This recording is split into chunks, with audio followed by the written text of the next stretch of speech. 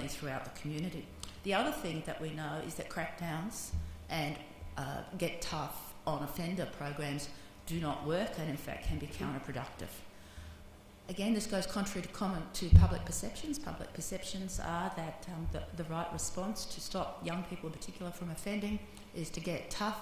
What we know is that this doesn't work and it can make them worse. So if those things won't work, what does work to reduce crime? What we know from research around the world is that there are two really promising ways that crime can be reduced.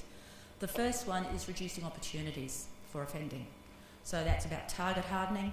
It's about making businesses or homes harder to become targets of crime.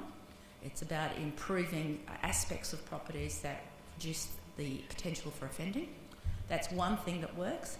And the second thing that we do know works from the evidence is certain types of therapeutic and diversionary interventions with young offenders. And the focus on young offenders is because most property crimes are in fact committed by young offenders. So we know that resources put into this area will again give us bang for our buck. If we can reduce the recidivism rate amongst young offenders, then we can have a significant reduction in crime. And what works is therapeutic interventions and targeted types of referrals. And my colleague Hennessy Hayes will be talking about some of that in a little while.